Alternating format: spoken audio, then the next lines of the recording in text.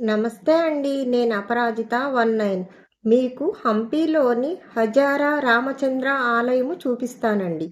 ఈ దేవాలయము తూర్పు వైపున హరిహరాలోని ప్యాలెస్లో ఉంటుంది. హజారా అంటే వేలాది మంది ధైర్యవంతులని అర్థము. రామచంద్ర ఆలయానికి ఈ ఉపసర్గ ఇవ్వబడినది.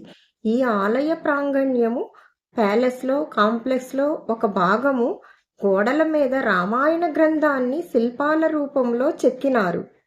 అందువలనే దీనికి హజారా రామచంద్ర ఆలయమని పేరు వచ్చినది.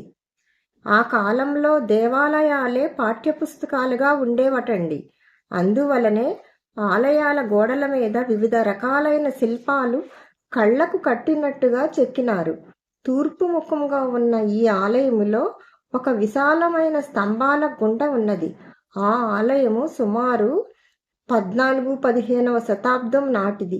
రామాయణ ఇతిహాసాలను గోడలపై శిల్పాలుగా మలిచిన అపురూపమైన దేవాలయం అండి. అలాగే భాగవత ఘట్టాలు కూడా ఉంటాయి. ఈ దేవాలయం చూస్తే రామాయణం మొత్తం మనకు అర్థమవుతుంది. హాలులోని 4 చిత్రఖండ స్తంభాలు నల్లరాతితో చెక్కబడినవి శిల్పాలతో ఉంటాయి.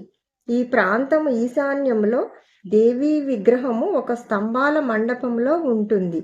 దక్షిణము మరియు పడమరలు ఇక్కడ కనుగొనబడినవి. ఇతర నిర్మాణాలు ఈ దేవాలయంలో దక్షిణాన మహారాజులు ఆలయాన్ని సందర్శించటానికి ఒక రాజమార్గం ఉంది.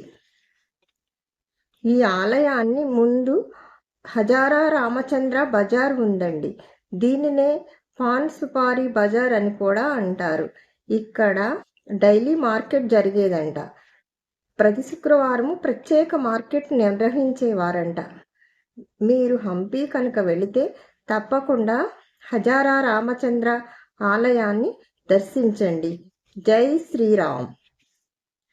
నా వీడియోస్ కనుక నచ్చితే సబ్స్క్రైబ్ చేసి కామెంట్ చేసి షేర్ చేయండి.